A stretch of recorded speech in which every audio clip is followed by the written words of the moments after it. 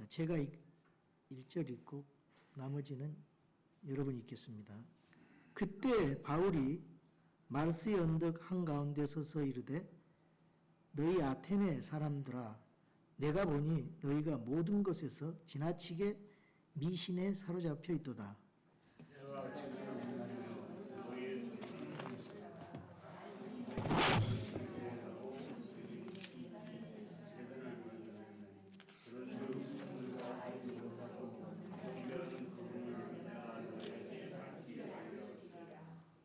세상과 그 안에 모든 것을 만드신 하나님은 하늘과 땅의 주심으로 손으로 만든 전들에 거하지 아니하시고 또 무엇인가를 필요로 하셔서 사람들의 손을 경배를 받지 아니하시니 이는 그분께서 모든 사람에게 생명과 숨과 모든 것을 주시기 때문이다.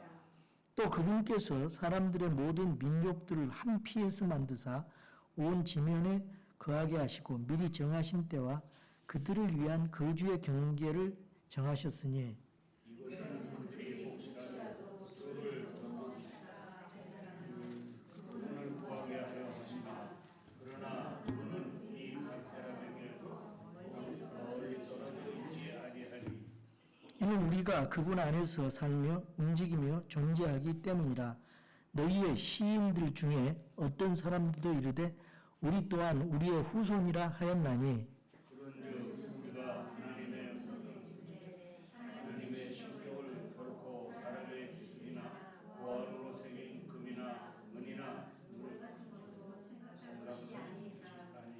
하나님께서 이같이 무지하던 때를 능감아 주셨으나 이제는 모든 곳에서 모든 사람에게 회개하라고 명령하시나니 이는 그분께서 하나님을 천사 그날에 자신이 정하신 그 사람을 통하여 세상을 의로 심판하실 터이기 때문이라. 그분께서 그 사람을 죽은 자들로부터 다시 살리시고 모든 사람들에게 그 일에 대한 확신을 주셨느니라 하리라. 그들이 죽은 자들의 부활에 대하여 들을 때 어떤 사람들은 조롱하고 어떤 사람들은 말하기를 이 일에 대하여 우리가 네 말을 다시 듣겠다 하니 같이 읽습니다. 그러나 어떤 사람들은 그에게 붙게 붙어 믿었는데 그 가운데 아레오바의 일원인 디오니시우스와 다마리스라 하는 여자와 또 그들과 함께한 다른 사람들도 있더라. 아멘. 오늘 저는 여러분과 함께 너희는 만민에게 복음을 선포하라 이런 제목으로 하나님 말씀을 선포하겠습니다. 여기 23절에 보니까 그런즉 너희가 알지 못하고 경배하는 그분을 내가 너희에게 밝히 알려주리라. 그러니까 알지 못하는 하나님을 알게 하는 것입니다. 사도 바울이 그렇게 했어요. 우리도 알지 못한 하나님을 그들에게 알게 하는 것입니다. 오늘 우리가 함께 읽은 사도행전 17장은 사도 바울이 아테네에서 복음을 전한 사건을 기록하고 있습니다. 아테네는 당시 세계적으로 유명한 도시였어요. 철학과 학문이 발달했고 많은 사람들이 지혜와 지식을 추구했습니다. 그곳에는 유명한 철학자들도 있었고 사람들이 토론하고 대화하고 새로운 것을 말하고 듣는 것을 좋아했습니다. 그런데 그 도시를 바라보던 바울의 마음은 참 어떠했는가? 16절에 보니까 그 도시가 우상으로 가득한 것을 보고 그의 영이 속으로 격분했다 그랬습니다. 온통 우상 숭배에 빠진 것을 봤다 그랬어요.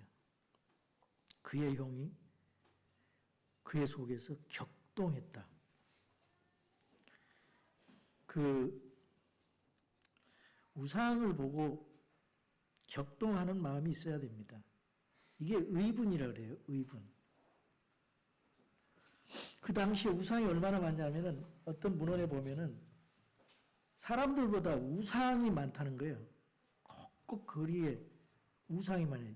범신론, 다신론이기 때문에 온갖 우상을 하나님처럼 섬기고 있었다 그 말이죠. 바울은 아테네를 관광의 눈으로 보지 않고 아름다운 건물을 본 게 아니에요. 철학과 문화를 본 것도 아니에요. 그 도시 안에 하나님을 알지 못하는 혼들이 많이 있다는 것을 보았고 그들이 우상숭배에 빠진 것을 보았습니다. 그 사람들은 지식이 있었어요. 아주 지성적이고 종교도 있었습니다. 철학도 있었고요. 여기 보니까 에피쿠로스 학파, 스토아 학파에 속한 어떤 철학자들이 그를 만남에 이런 많은 철학자들이 있고 이성이 있고 문화도 있고 근데 하나님을 알지 못했어요. 참된 하나님을 알지 못했습니다. 참으로 안타깝죠. 이 세상에 많은 사람들이 살고 있지만 우리를 창조하신 하나님을 알지 못하는 것이 참 그것이 하나님 앞에 죄가 되고 가장 큰 죄가 되고 그것이 우리 마음을 안타깝게 합니다. 그래서 바울의 마음이 격동했다 그랬어요. 격동. 바울은 그곳에서 복음을 전하기 시작합니다. 마르스 언덕 가운데 서서 아테네 사람들에게 말씀을 전다 그랬어요. 그 마르스 언덕은 마르스의 언덕이라는 것은 아레오바고 제가 2년 전에 갔을 때 큰 바위가 있었어요. 큰 바위가 거기에 사람들이 많이 있었는데 바로 앞에는 바로 좀 건너편에는 소크라테스 그 감옥이 있었어요. 돌로 거기도 있었고 바로 여기 앞에는 좀 산에 그 아크로폴리스 그 파르테논 신전이 있고요. 또 옆에 이쪽으로 보면은 큰 아고라 그 시장에 그 사람들이 만났던 모임의 장소라든가 그런 건물들이 그대로 보존되어 있는데 그 아레오바고 마르스 언덕에 서서 너희 아테네 사람들아 내가 알고 보니 너희가 모든 것에서 지나치게 미신에 사로잡혀 있도다. 우리 개혁성경에는 종교심이 많다고 그랬는데 미신에 사로잡혀 있다. 킹제임스는 그렇게 전하고 있습니다. 이 아레오바고에서 복음을 전하게 된 배경은요. 사람들이 바울을 아레오바고로 데리고 갔어요. 호기심이 있었어요. 그 사도 바울의 말에. 자기들이 생각했던 거하고 약간 좀 그 에피쿠로스와 스토아 학파의 그 철학자들이 자기네들이 믿는 거하고 조금 비슷한 얘기를 한단 말이에요. 그러니까 그걸 보고 어떤 상황적 그로 이렇게 문화의 접촉점을 가지고 복음을 전하면은 그것이 그 사람들 그 미종족들에게 전하기에 좋다 그래요. 그거 중에 화해아이라 하는 책이 있어요. 그분도 그 예수님 십자가 그거를 복음을 전하면서 그 화해아이 그걸 이제 제물로 해서 화해하는 그런 것이 다 이제 그런 방법으로 복음을 전합니다. 예수님 모르니까. 그래서 그 사람들이 바울이 전하는 것을 알고자 하니까 이제 아레오바고에서 복음을 전하는데 이 사람들은 새로운 것을 알고 또 대화하고 토론하기를 좋아했어요. 그 당시에는. 그러니까 그 소크라테스라든가 뭐 그런 사람들이 길거리 지나가면서 대화를 하면서 청년들에게 질문을 합니다. 그러면 질문에 답하고 대화하고 이런 이제 아테네 거리죠. 그래서 아레오바고 설교가 시작됐는데 이 바울이 그들이 섬기는 것들을 자세히 살펴보다가 한 제단을 발견했는데 거기에 보니까 이렇게 쓰여졌어요. 알지 못하는 신에게, 알지 못하는 신에게라는 그 새긴 글이 있었습니다. 그래서 그것을 복음을 전하는 출발점으로 삼았어요. 그리고 말합니다. 그런즉 너희가 너희가 알지 못하고 경배하는 그분을 내가 너희에게 밝히 알려주리라. 23절의 말씀이 핵심 구절입니다. 밝히 알려주리라. 그걸 우리가 해야 되거든요. 바울이 했던 그 마음을 가지고 불신자들에게 복음을 전하는 거예요. 아테네에는 하나님을 알지 못하는 사람들이 있었습니다. 이 지역에도 하나님을 안다고 하지만은 성경도를 알지 못하고 제대로 알지 못해요. 하나님을 미신처럼 생각하는 사람도 있고요. 그래서 그런 사람들에게 참 하나님을 가르쳐서 전도를 해서 침례를 주고 이 자리에서 양육을 시켜가지고 그들도 복음 전도자로 파송을 해야 되는 게 우리 교회의 사명입니다. 그래서 오늘 하나님 알지 못하는 사람들이 우리 집 주변에도 있고 마트에도 가면 있고 많이 있잖아요. 오늘 우리가 마트에 가면 수많은 사람들을 만나게 될 거예요. 그 사람들은 교회 다닐 수도 있고 안 다닐 수도 있고 성경을 읽어본 적도 있고 안 읽어본 적 수도 있고 또 십자가의 죽음과 예수님의 부활을 잘 모를 수도 있습니다. 어쩌면 하나님이라는 이름을 들어본 적은 있지만 참 하나님을 알지 못할 수도 있어요. 그렇다면 우리가 그들에게 나가서 예수 그리스도를 누구이신가 그것을 알려줘야 됩니다. 그것이 오늘 우리에게 주신 사명입니다. 첫 번째 이제 전도는 그 혼들을 향한 거룩한 부담에서 시작되는 겁니다. 그 도시가 온통 우상숭배에 빠진 것을 보매 그의 영이 그의 속에서 격동함으로 16절에 그들의 혼들이 하나님을 떠나 있는 것을 봤기 때문에 마음이 아팠던 거예요.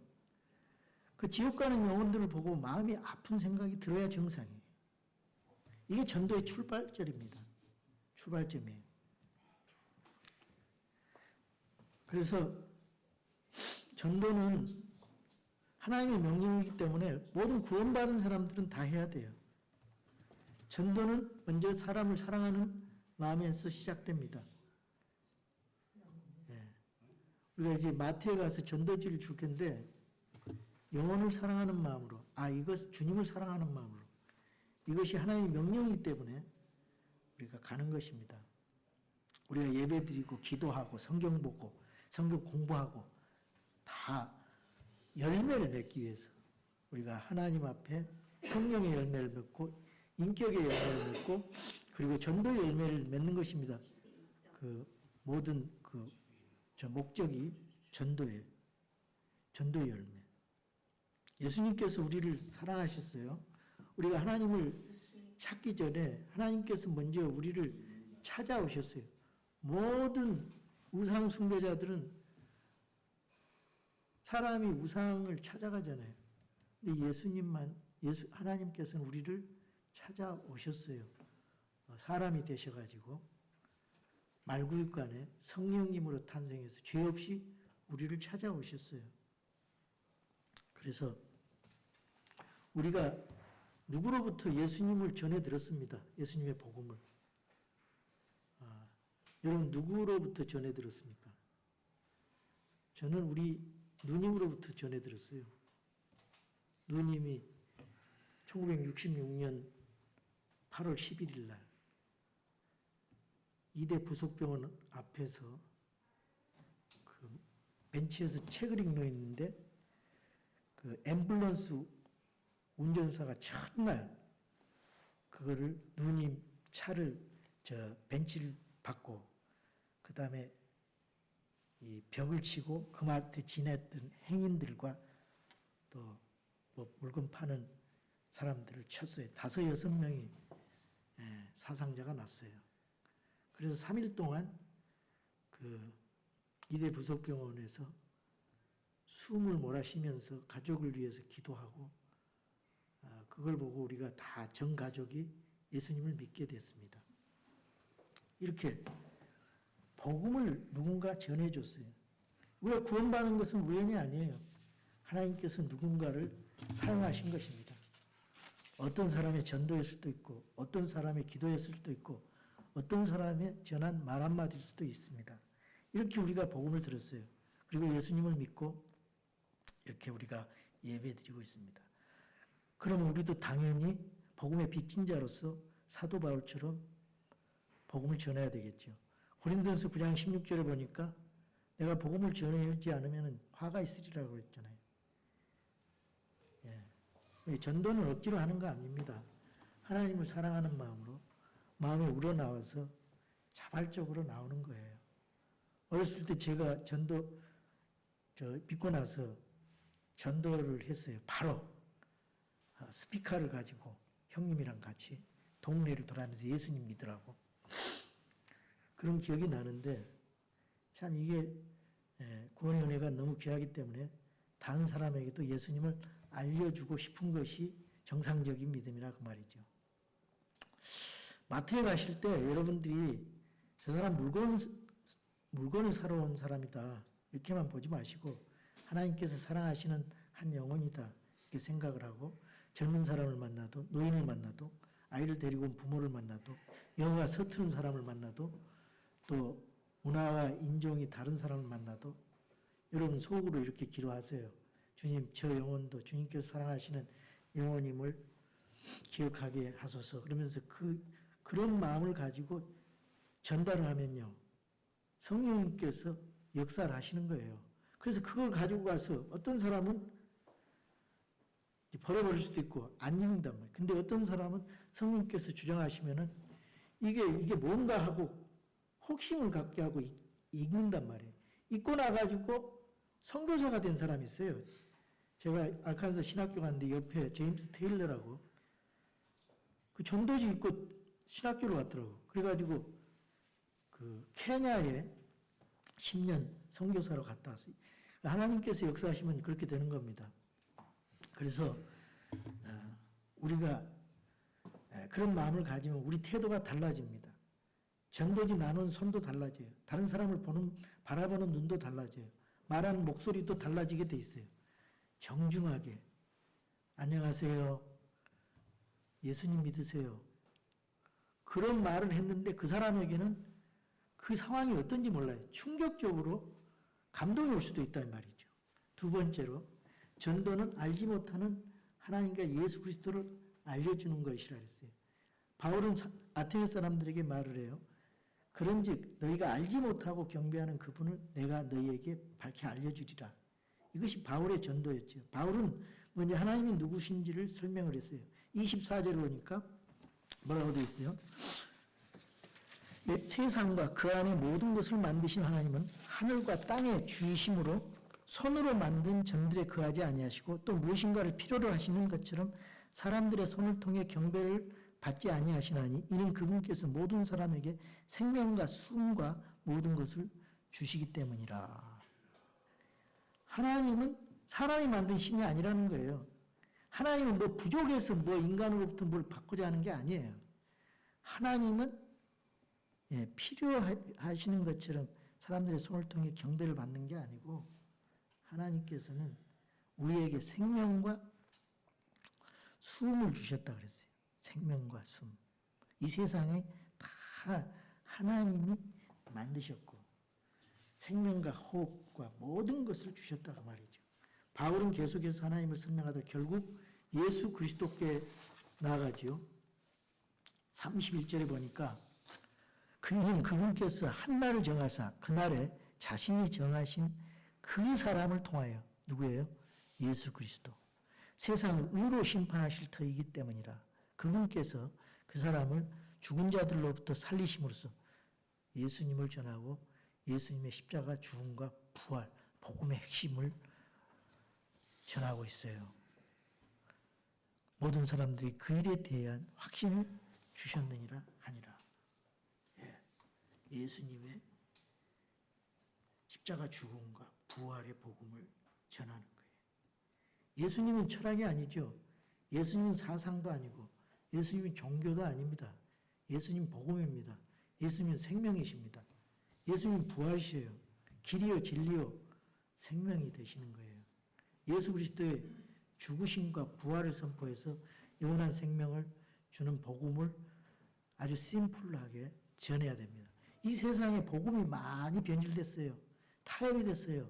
흙탕물로 물타기를 했어요. 그러니까 세상에 예수님 성경이 가르치는 예수 그리스도의 죽음과 십자가의 부활, 십자가의 죽음과 부활의 복음, 이거에다 다른 걸 다 더해요. 이걸로써 이게 부활의 핵심이에요. 고린도전서 15장 1절에서 4절에 부활의 핵심입니다.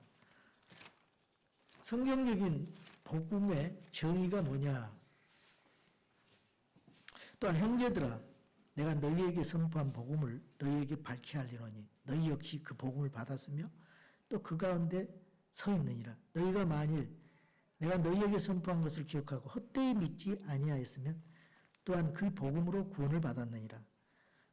내가 또한 받은 것을 무엇보다 먼저 너희에게 전하였나니 그것은 곧 성경 기록대로 그리스도께서 우리의 죄들로 인하여 죽으시고 묻히셨다가 성경 기록대로 셋째 날에 다시 살아나시고, 이게 복음이에요. 성경적인 복음의 정의가 고린도전서 15장 1절에서 4절입니다.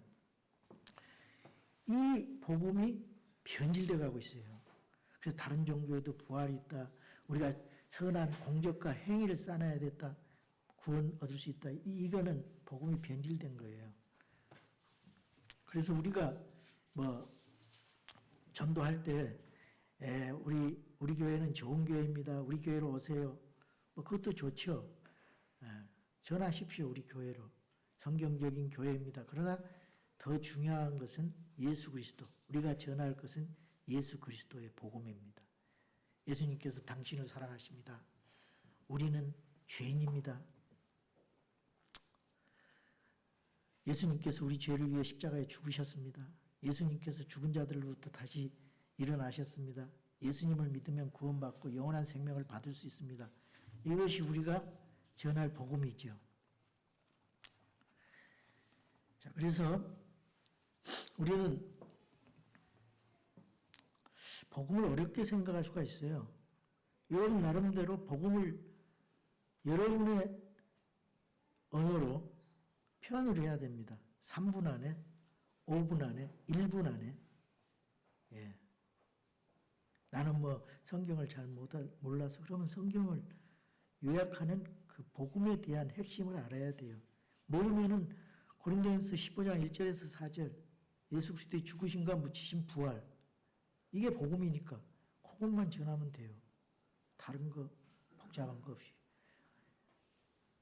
하나님께서 세상을 창조하시고 사랑하셔서 독생자를 주셨으니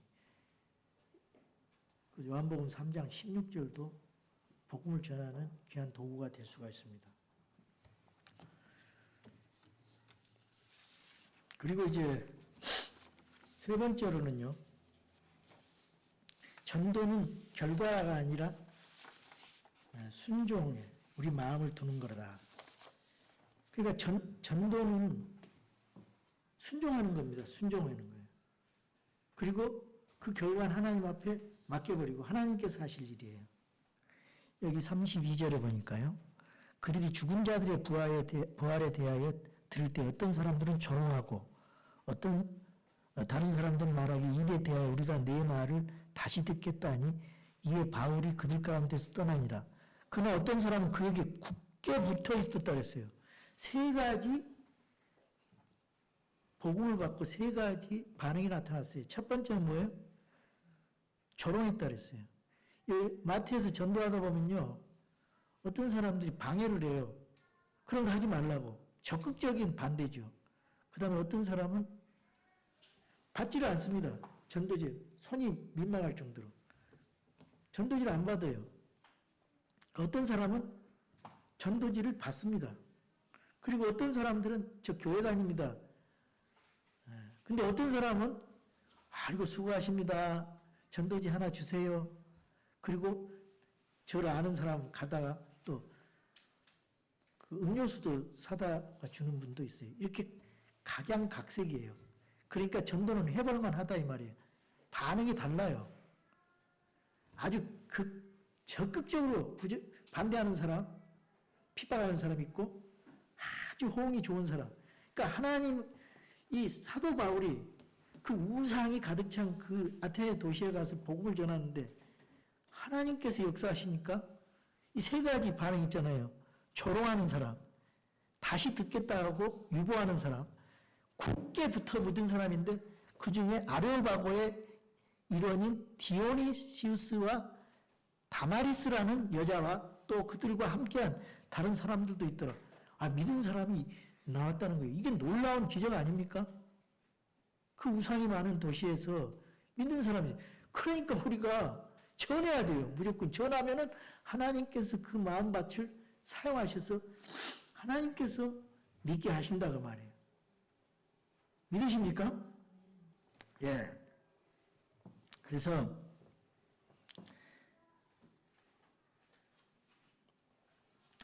바울이 전했다고 해서 모든 사람이 믿는 게 아니에요. 그렇다고 바울이 실패한 거 아니잖아요.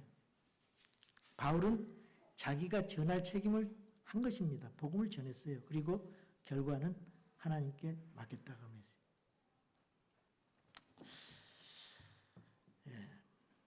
전도하다가 no thank you, I'm good, I'm okay 거절할 수 있습니다. 그러나 그때마다 실망하지 말고 실패한 것이 아니기 때문에 강하고 담대하게 다음 사람에게 또 복음을 전하면 되는 겁니다.